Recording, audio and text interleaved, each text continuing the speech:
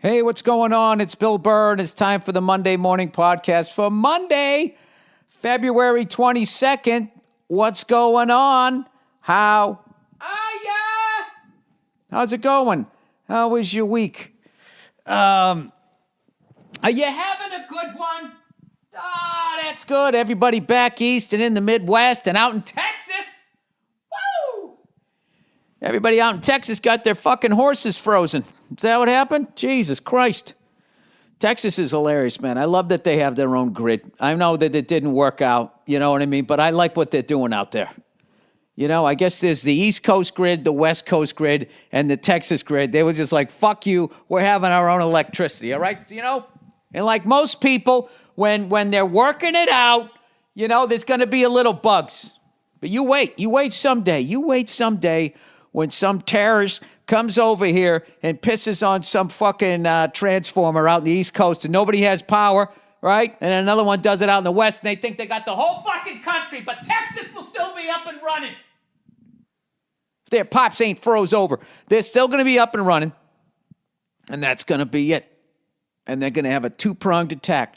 You send half your crazy fucking Texans with their AR-15s and their fucking cattle prodders to the east, and the other half out to the west, and they'll fucking settle it. Right? Then all the liberal Larrys on the coast are going to have to sit there and be like, you know what? Okay, so like, yeah, I mean, I guess AR-15s and cattle prods can work in certain situations. But I just want to say for me that when that guy peed on the transformer, I was in the middle of a Botox meeting. Anyway, shout out to anybody in fucking. I'm gonna shout. This is a shout out right now to the real men and women in Texas right now who can actually listen to this, because there's a lot of people that go to Texas, right? They go out there, they buy a pickup truck and some cowboy boots. They start walking the walk, right? Listening to country music, a little fucking dip between the cheek gum, right? They're not about it. They don't know how to round up some fucking rattlesnake, split it down its belly. Cook that fucker. If you're listening right now and you're in Texas, you were smart enough to get a backup generator. You know, I'm not talking to the people sitting in a car right now with fucking earmuffs on, you know, with their car plugged in, you know, charging off their car. I'm not talking about that shit. I'm not talking about you people. I'm talking about the real Texans who can trace their bloodlines back to Sam Houston. Anyways, I'm just fucking around. That's a shit situation out there. So hopefully, you know. Actually, well, someday they're going to look back on it. Probably someday soon. I would say would be July. They're going to look back. Remember when it was freezing out? You know, as opposed to having your balls melting into your thigh. Yeah. Texas. Crazy weather in Texas.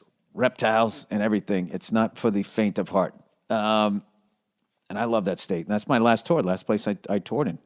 Dallas, Austin, and Houston, and I had a great fucking time. College football's big out there, so I hope your pipes get unfrozen soon. All right.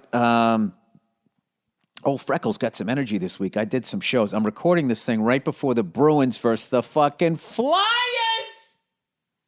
in Lake Tahoe. I wonder if Michael Corleone's going to go there. I don't like you people out here with your greasy hair and your oily skin. Godfather 2, isn't that where they were at? Lake Tahoe. Lake Tahoe. You know, I was thinking, you know, with all this crazy weather, global warming, and all of that shit, you know, someday when I get older, you know, if I live long enough to have grandkids, I figure I got to live to be like 90 for that, you know. I'll say shit like, not 90. If I can make it into my 80s, I think I can do it. And I'll be like, yeah, remember when I was a kid, you could play hockey outside. It'd get so cold, the water would freeze.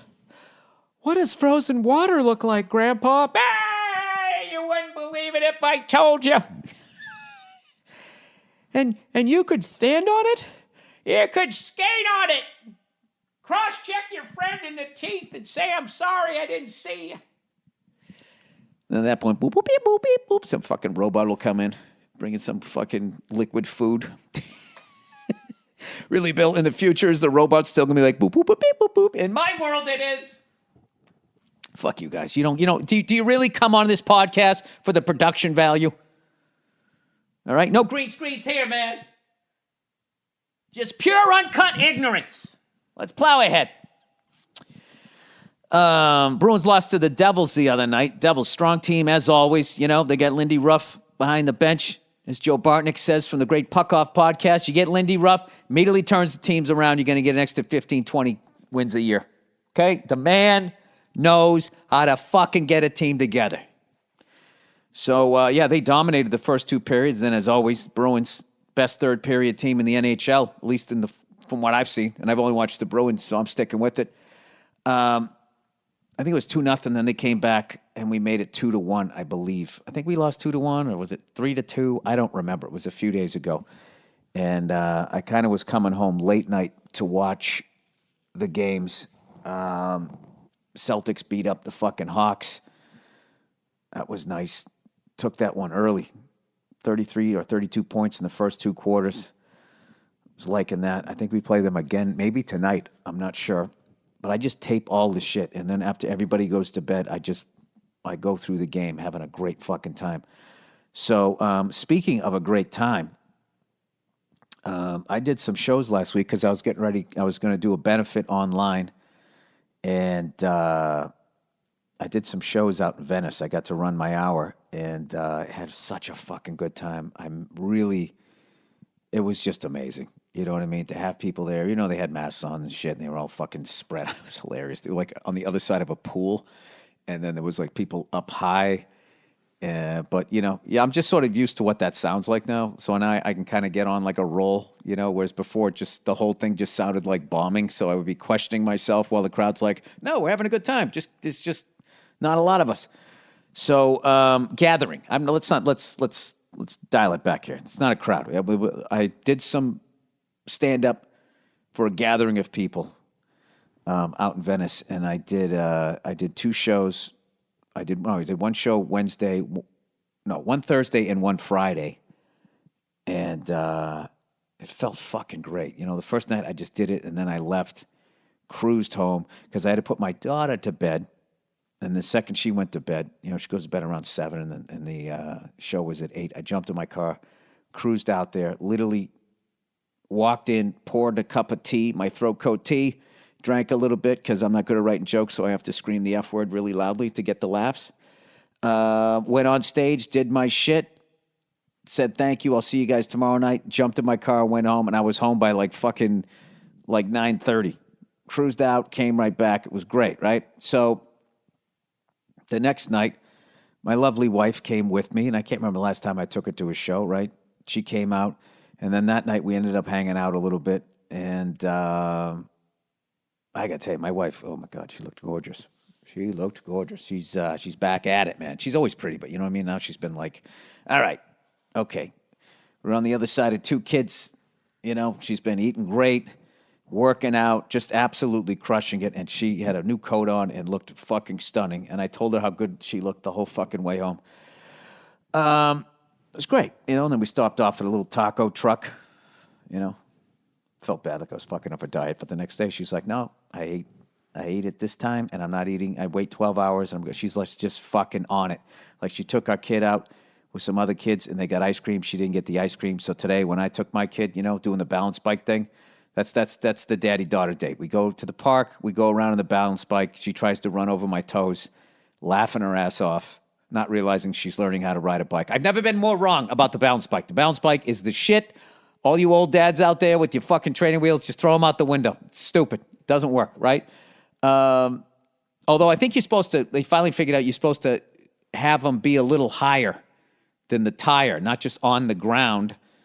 So they're sort of teetering. That makes more sense. That's more of a balance bike, I would think. So if you are going to put on training wheels, I would recommend that the training wheels are like an inch higher maybe than the back tire, and then I think it could work. But anyway, I'm totally sold on that, and I've been having a great time with it. So my wife has been inspiring me because I put on like fucking 10 pounds, and I'm like, all right, if you're doing this, I'll be doing it too. So I'm very proud of her, and like I said, she looks amazing, which is pretty awesome, you know? Pretty awesome to have a fucking beautiful wife. I got to be honest with you. Even though I'm a fucking pain in the ass, I still lucked out there. So anyway, plowing ahead here. So I was taking my daughter over to go to the fucking park, right? And I don't know, man. I just been in a mood. You know, I thought I got on the other side of this shit. I thought, okay, all I got to do is if I have issues with people, I just sort of talk to them about it, and everything was good. But then, you know what I found? I figured out something else that gets my anger going is I try to do too much shit in a day. I always have like 15 fucking things I'm going to do, and then I'm running out of time, and I try and rush through shit, and it puts me in a shitty mood. So I'm driving down the street, right? I'm getting close to the park. We're on the side street, and there's one of these fucking bicycle cunts who's just way out in the road. There's no fucking reason to be that far out in the road. You know, he was like literally like 20 feet away from the curb. He's in the middle of the road. So I'm like, you fucking douche, right? So I fucking, and I went around him, right? And I stopped at a stop sign. Then you know what he did? He rode to the left side of my car, blew through the stop sign and went, woohoo! And kept going, right? And I felt this fucking twinge of anger in me. That I kind of forgot that my kid was in the car. And I was actually thinking like, I'm not gonna fight this guy. Like, I'm not fighting this guy. I'm fucking 52 years old with bad shoulders. I drove up alongside him, and I was like, and then I quickly went back down, like, okay, my kid's here, I can't say anything. I just drove by, and he looked at me, waiting for me to say something. I just pointed at my brain, like, you know, whatever. You know, smart guy, right? You dumb fuck. Trying to prove a point, so you pass me on the left, and you blow through a stop sign. If my daughter wasn't there, because he was a little chunky, what I would have said was, if you keep doing that, your bicycle's just going to be as frosted as the donuts you've been eating, you fat fuck. But you know what? When your kid is there, you can't say those things. You just got to, you know, I don't know what, but it was fucking funny. And I actually got to tip my cap to him because he was right, because I was impatient, and we were coming up to a stop sign anyway. It's just like people on bikes kind of trigger my fucking anger and other shit. It has nothing to do with them, okay? The guy's trying to get in shape. God bless him. It's a nice fucking Sunday afternoon, and then some bald orange douche comes over, impatient, because he's got too much shit going on. Like, I was literally in the car with my daughter, talking to her while also listening to a French lesson. And she's going, Daddy, you're not listening to me. You're not listening to me. Dad, you're not listening to me. And I was just like, what am I doing?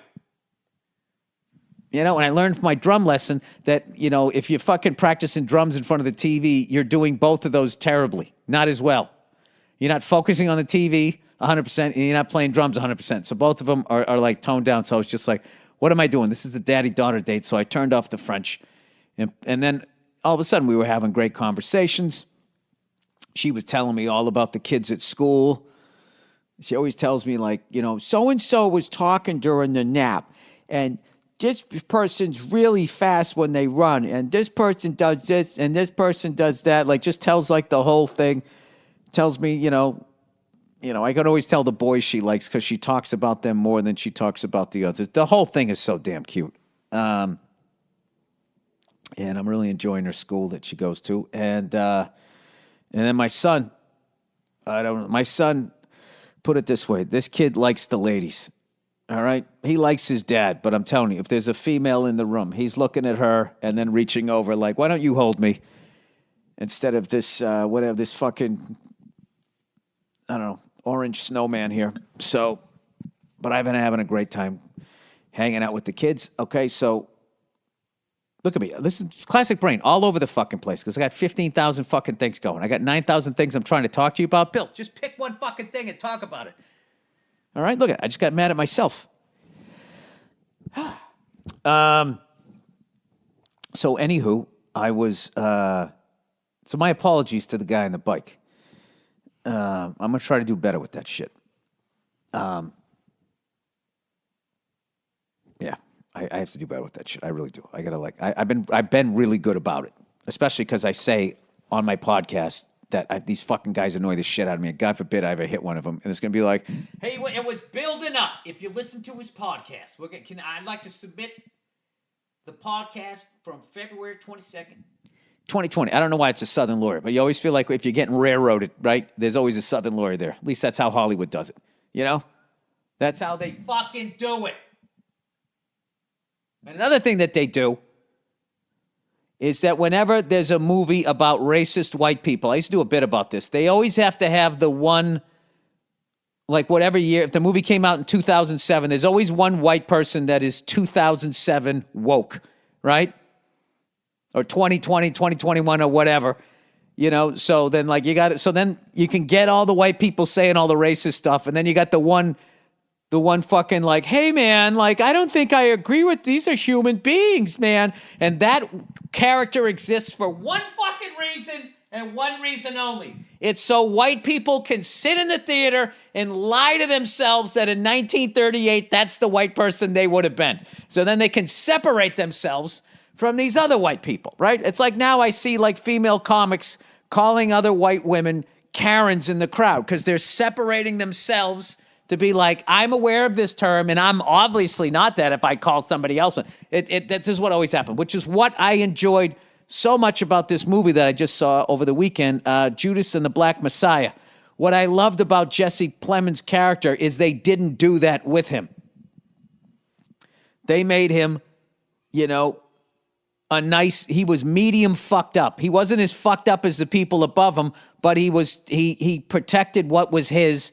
And in the end, because of the organization he was working with, his character was a piece of shit.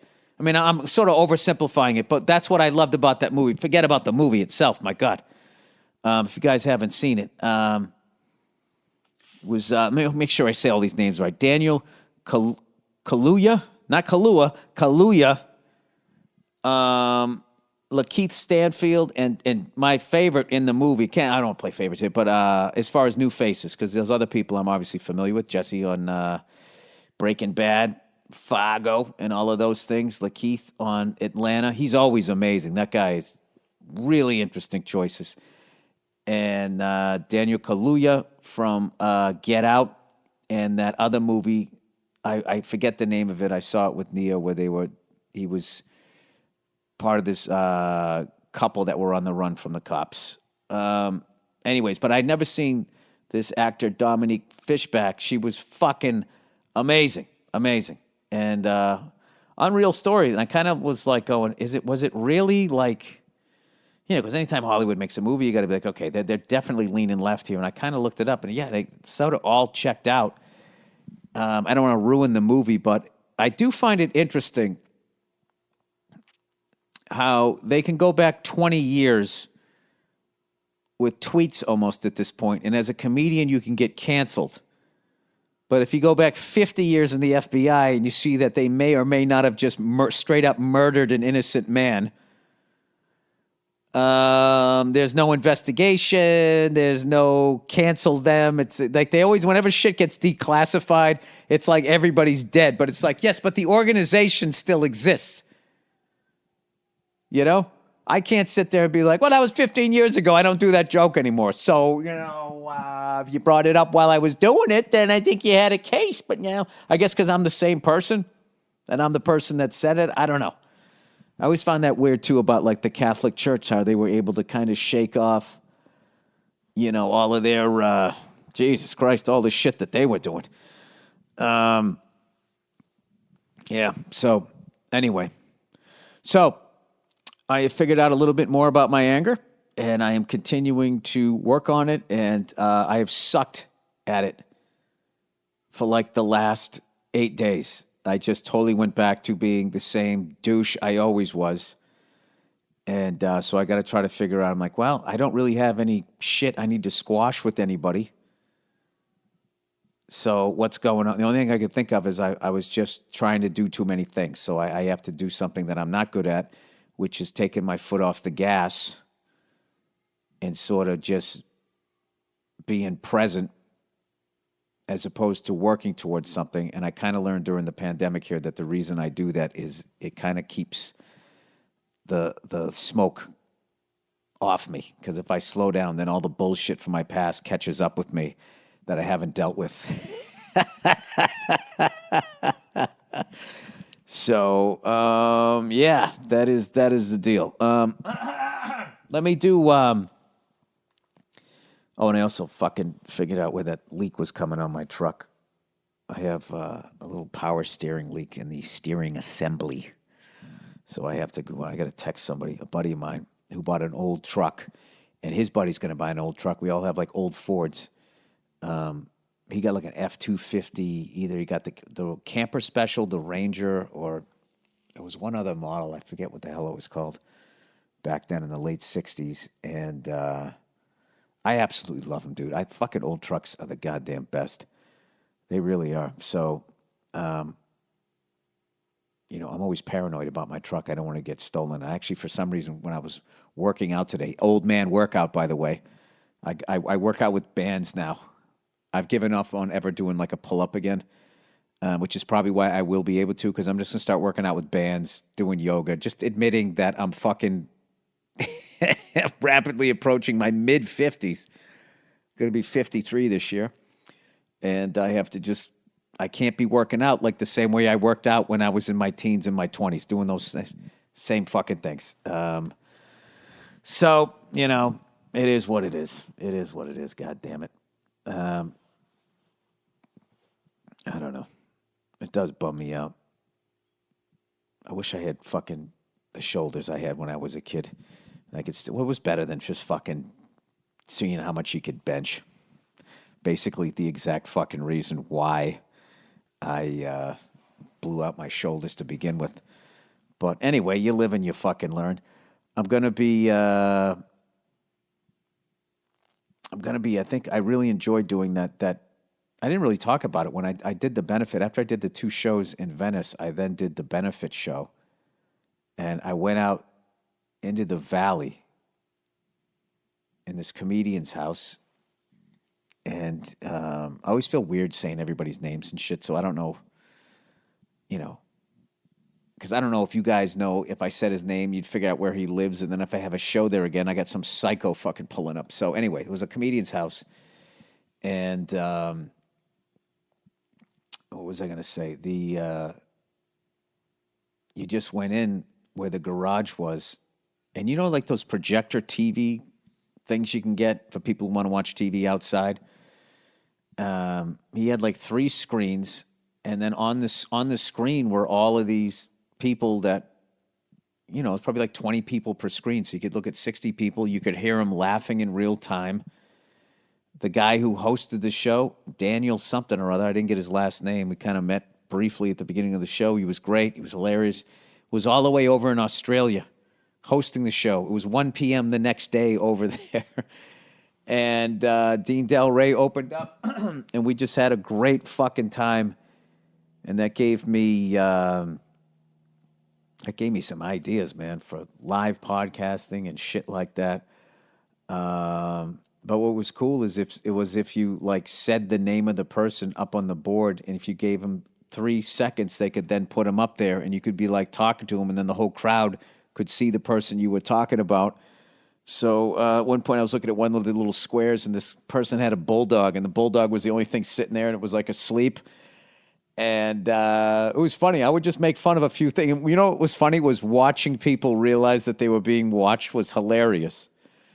That would be whatever. It'd be like, hey, Joe Blow, you get your feet up on the ottoman there, with your orange shirt on. Can you fucking blah? And all of a sudden the guy would like pop up, start like waving and shit. It was really a lot of fun. And, a couple of my reps actually watched the show and were like, dude, that felt like a real show. It felt, looked good. It was funny. I felt like I was, watching a normally produced thing. So, I don't know, as they gradually do this vaccine here, I don't know. At some point, I got to start making money, because last year is the first year I lost money. I was just talking to somebody. It's the first time I lost money since I was like 27. I didn't make a lot of money, but I always, I was always frugal. So, but last year I legit like lost money. So I'm just like, all right, if this is how it's going to be, I guess I got to just start being Captain Kirk here, stand-up comic. I'll just fucking do that shit. And when it gets warm again, I'm going to do socially distant shows or whatever. I'll definitely figure it out. But I really want to thank everybody that came out to the shows, and also the people that came out to the benefit. We were able to There was 1,000 people, $10 a head, so it was 10 grand that went to the AJ Quetta, what do they call it? Startup fundraiser. I always forget what they call those things. So we're going to put up a link here if you guys want to donate some more money. Last I checked, the NHL, Cam Neely, and the Bruins had raised like over $800,000. So it's such a great thing. People coming together to try and help this kid out, help his family out, so they don't have to worry about money or any of that shit. And they can just get that kid, back to being healthy. So thank you to everybody who, I can't say came out, turned on your, bought a ticket and sat in your living room. It was also cool, like watching people eating and stuff. Like, people like really made it like an evening. Like I saw a couple of couples there and they were like throwing down. Like they really had like a whole meal going and they were laughing and having a good time. I saw another guy, like when they didn't know we were watching the crowd, this guy was like grinding up some weed. There was another guy smoking a cigar. There was another older dude sitting in front of this white drum kit, man. It was really fucking cool. So it was I couldn't, I knew I was going to have a good time, and I was like, as always, before I go up, it's like I just go, I'm going off.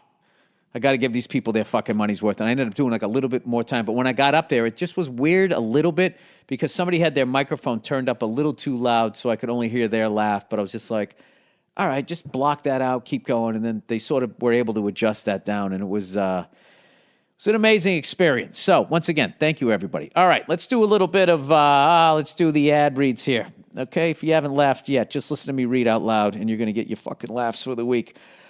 Okay, look who it is. Me undies. Look at the FBI. Me undies. Shooting a fucking innocent guy. How come you don't get fucking canceled? But if I tell a Caitlyn Jenner joke, I get a bunch of shit, I don't know, that fills up my undies with some fucking skid marks. And then I got to make an apology video a couple of years later. Ba-doop, beep. All right. MeUndies, everybody. It's time we stop messing around about funny things and talked about something really serious and important. Your underwear. That's right. We're doing it. MeUndies believes undies are something that should be yelled about from the rooftops or shown off in mirror selfies for Instagram. They're not undies. They're not undies shy, so let's talk. Who's not undies shy? MeUndies isn't just here to make sure everybody is comfortable. MeUndies isn't just here to make sure everybody is comfortable, but they're also limiting the amount of laundry you have. I feel like something got edited out there. I don't give a fuck.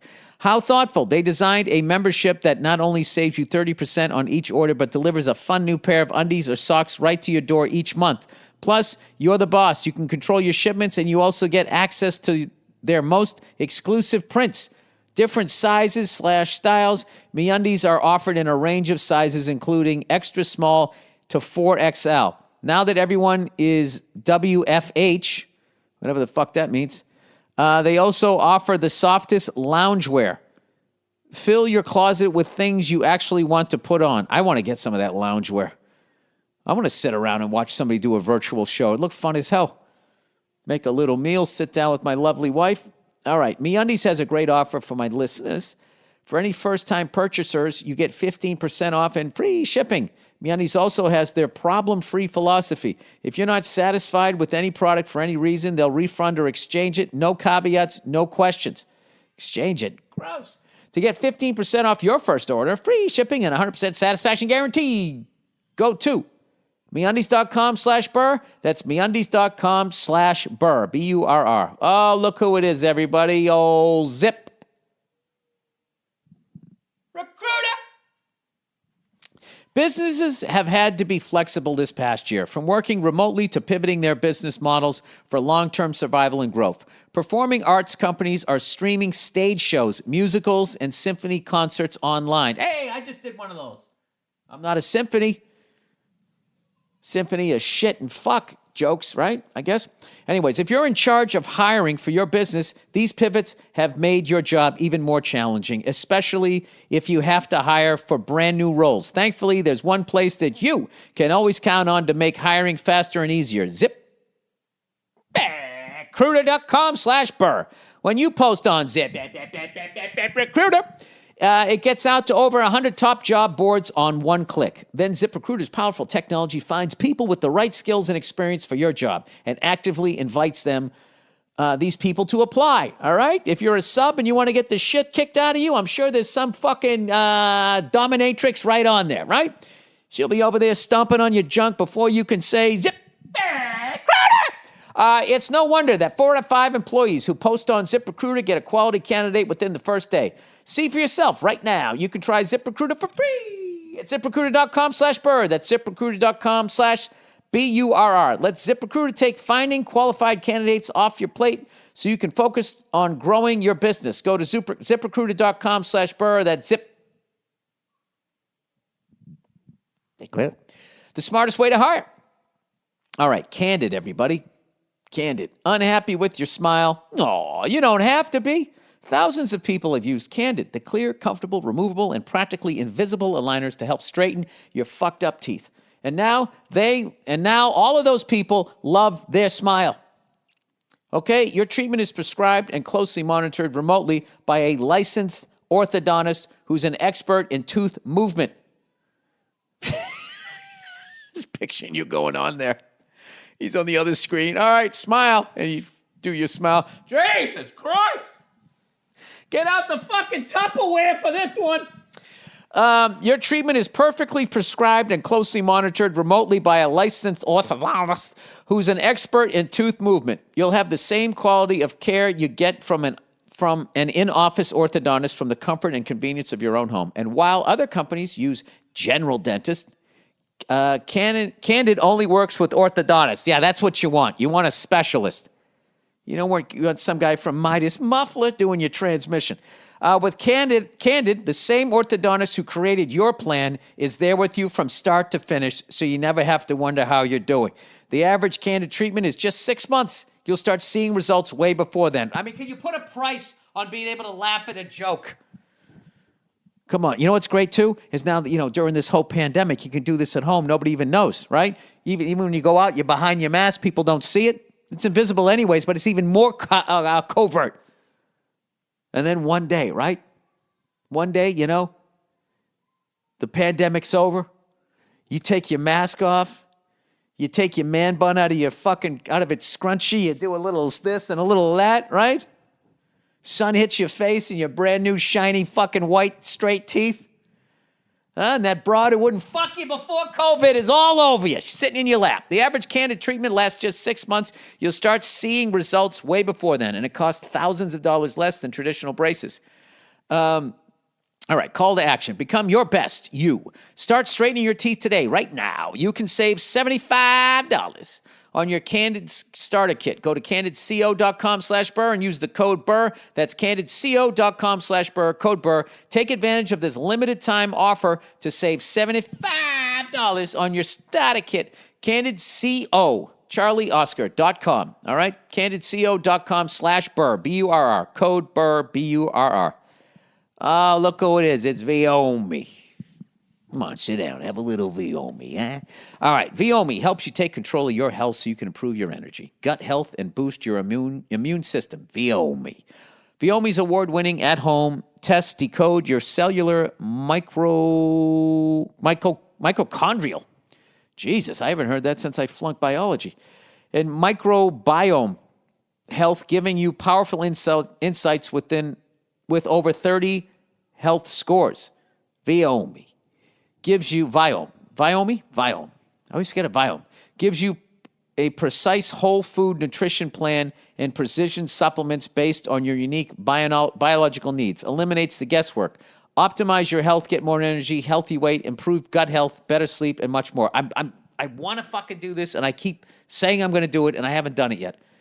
They figure out your gut, man. What's going on down there? What foods are good for you? It's perfect. Viome will tell you how specific foods affect you. You may be eating too much or not enough of what your body needs. Viome's phone application lets you get these answers on demand. Questions about food? Just check the app. Viome's pattern includes Mayo Clinic, GSK, and others, and is used by Olympic gold medalists and elite professional athletes. Go to Viome.com and learn how you can get your unique insights for better health and wellness. Use the promo code Burr at checkout to save $10 on your first purchase and 55% off all subscription products. That's Viome.com, promo code Burr, Viome.com, Viome.com, promo code Burr. All right. Hey, here we go. Look at that. We got somebody writing back. Lady listener. She writes back, fair enough.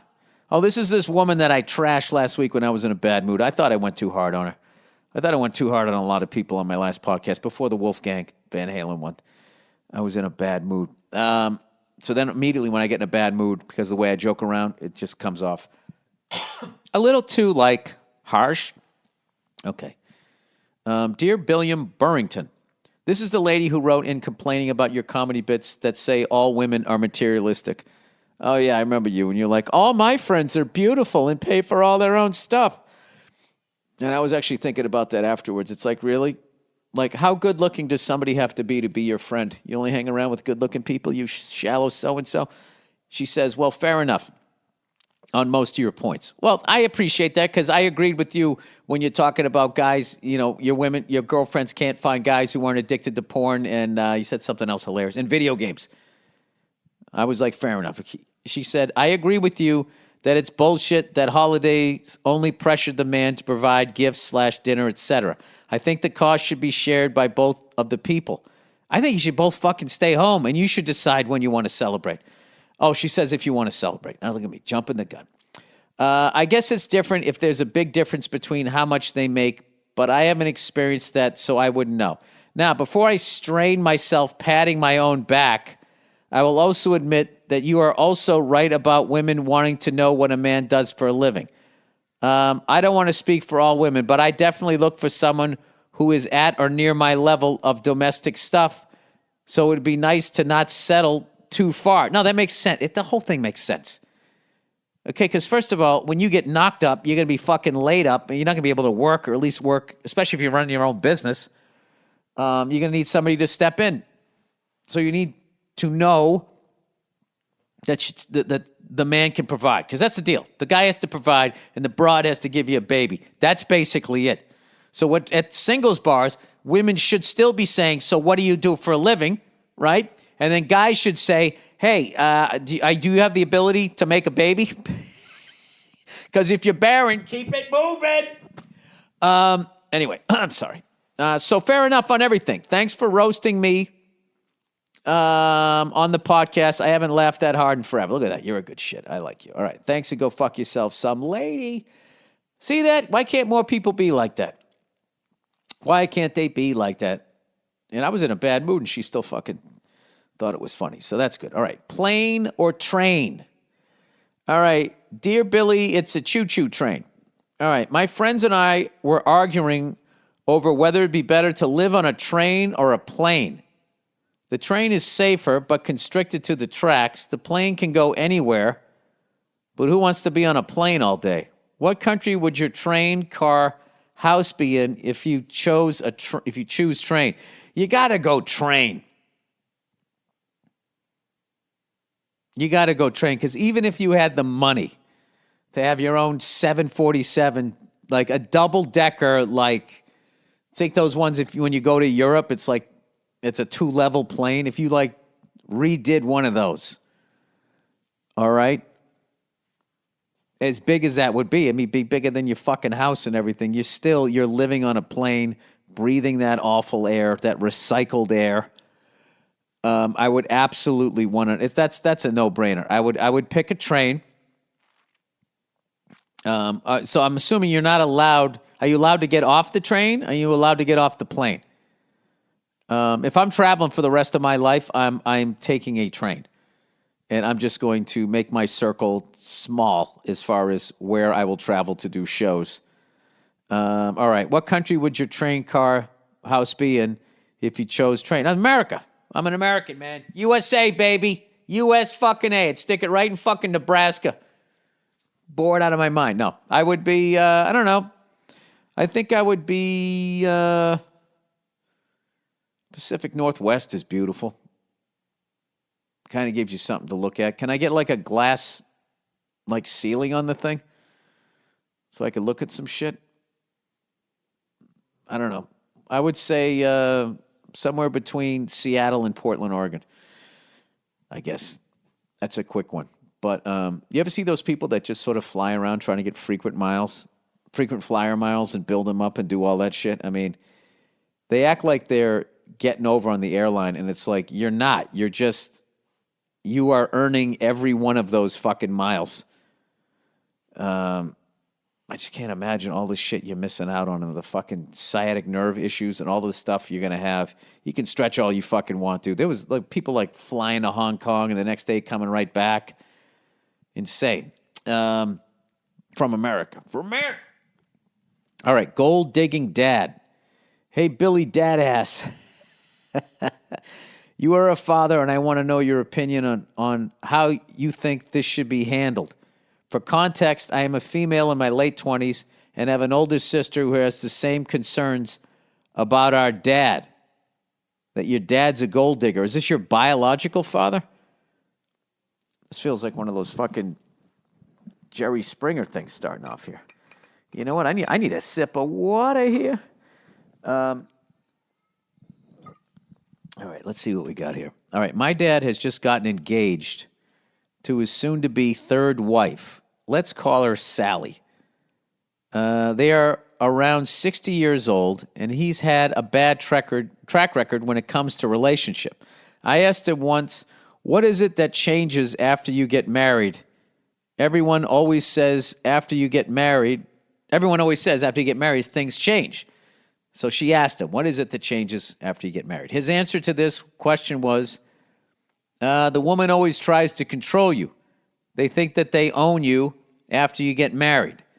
Hey, you know, that's not 100% false. In his situation, I think the opposite is true. He has admitted to things here and there that support that. Like when he told my sister that he wouldn't let my mom go to nursing school when they were together because he liked having her under his thumb.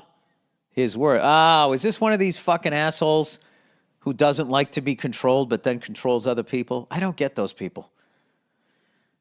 You would think if you don't like to be controlled that you would then understand that other people don't either, and you would have empathy.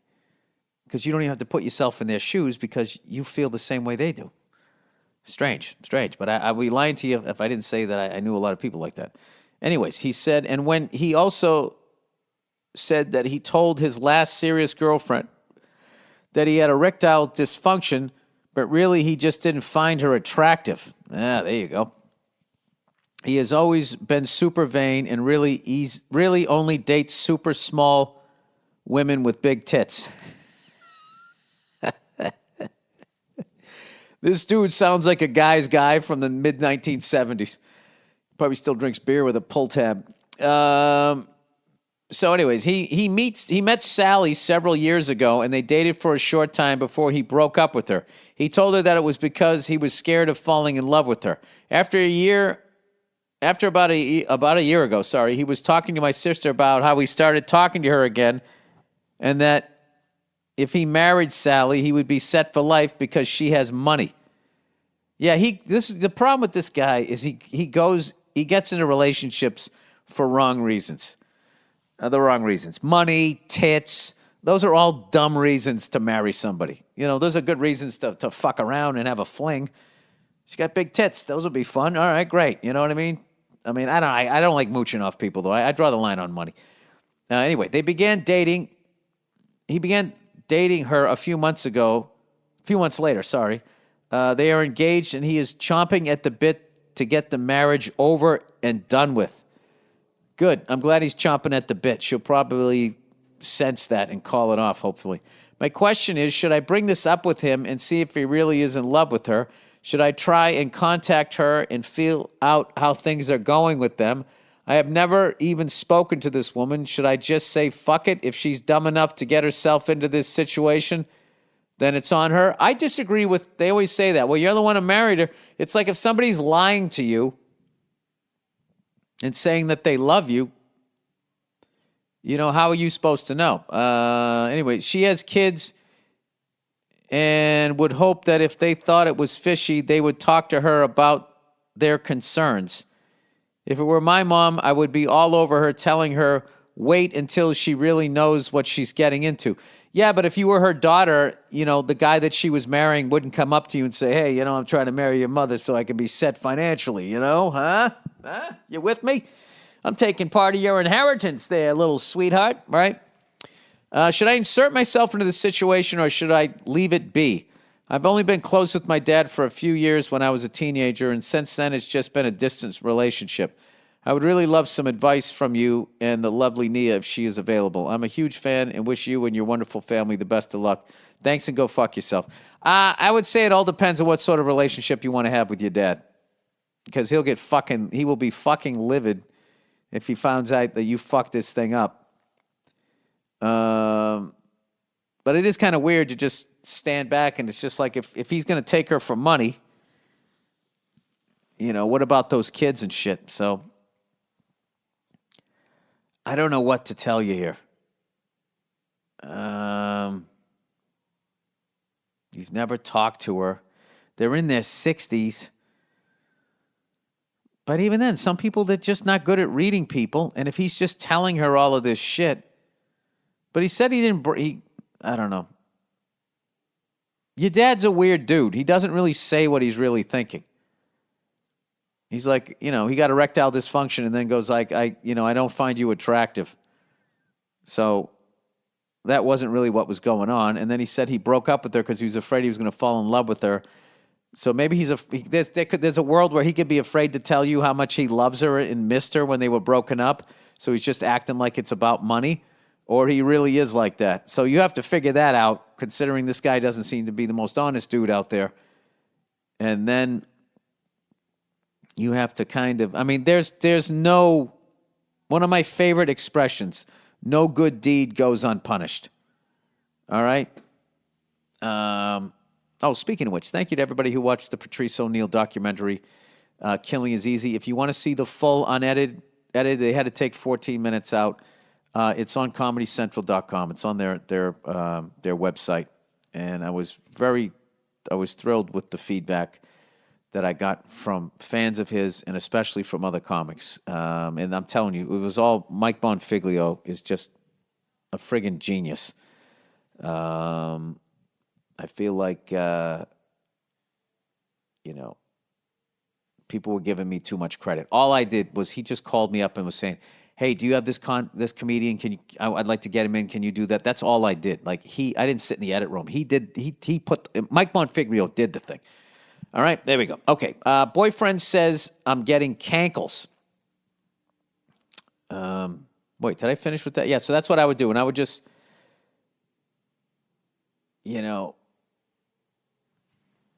there's ways to do it anonymously. I don't know.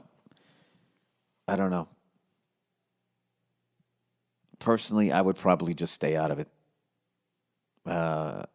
That's one of those things. It's just one of those fucking things. If you don't know the other person, how do you fucking bridge that gap? And then the other person you're related to, like, how do you call somebody up and say, hey, just let you know, my dad's kind of a selfish asshole, and he said if he gets with you, he'll be financially all set. I mean, you know what?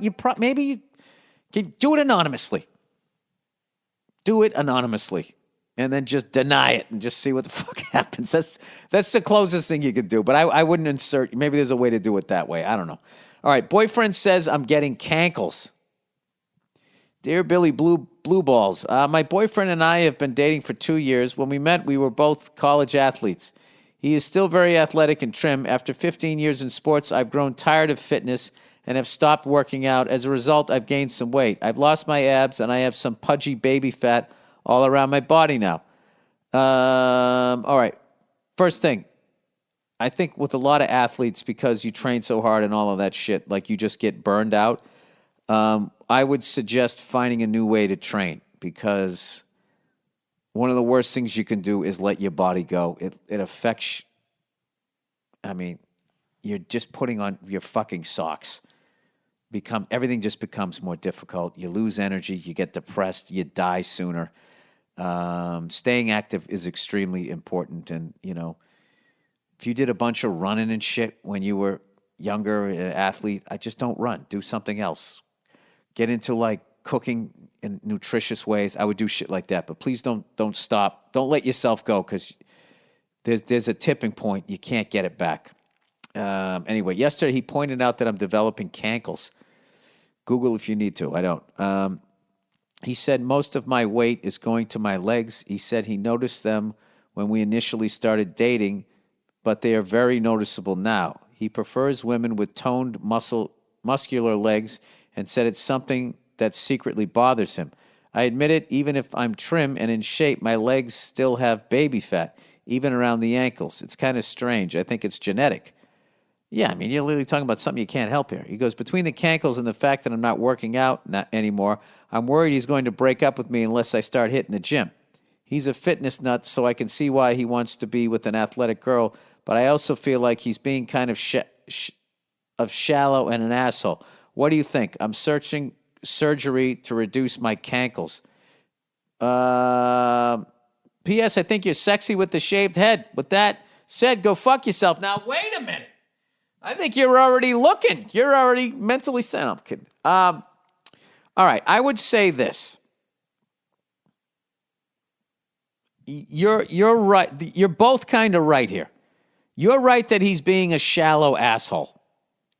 All right? And the fact that what he said to you makes you research surgery to reduce your cankles is like, that's like heartbreaking. You can't do that to somebody. You can't do that to anybody, okay? So, first of all, don't do that, all right?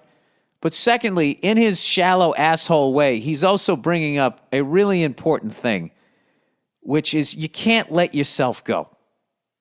You can't do it out of respect for yourself and the person that you're with. You have to be making a fucking effort to stay in shape, okay? And when you're with somebody and they're getting out of shape, it's really difficult to tell them that. So what you have to do is, try to work out with them and stuff like that. And I would just say to the guy, just be like, look, what you said, you were kind of being I understand, there's a point there, but the way you did it really hurt me. And I'm literally on the internet, like searching surgery to reduce my fucking leg fat or whatever. And then just see where it goes from there. If you want to push it further, we can be like, all right, so what? If I put another 15 pounds on, you're just going to break up with me? Does that mean because if that's the case, you don't really love me. And then what the fuck am I doing here? So there's sort of the little conversation and then sort of the bigger thing that this brings up. So I wouldn't come at him in an angry way, but let's just have an honest conversation here. All right? Let's just have an honest conversation. Okay, I'm going to tell you what you said to me, how it made me feel. I am going to start working out, but it also made me feel like if I got to a certain weight that you would break up with me. Is that how you are? And I'm not going to get mad, but just let me know if that's how you are. And then if he says, okay, that is how I am, all right, then I would just make an assessment if, he just liked you because you had abs. I don't know. There's a lot there, and this is only an email, and I don't know anybody involved. But don't fucking get surgery because your boyfriend said something stupid. All right, okay, there we go. But don't give up on yourself. Don't give up on us, baby. Don't give up on yourself. You don't. You're burned out from working out. You can still go for walks, and eating healthy is delicious, and you feel amazing afterwards. So you just got to, do that shit. Okay. Anyway, girlfriend wears makeup at work to attract attention. Oh boy. Oh boy. Oh boy. Oh boy. Let's get into this one here. All right. Dear, cheers, Mr. Burrito. Oh, by the way, to all my Mexican listeners the other night, when I went to the taco truck, I got a torta and I got some tacos. Okay, I didn't have the gringo white boy order of the burrito, although I got to tell you, it was tough to lay off because I am a white boy gringo fucking burrito eating son of a bitch. I am. How do you say in Spanish, you burrito eating son of a bitch? Please, somebody. I want to be yo soy burrito eating son of a bitch. All right.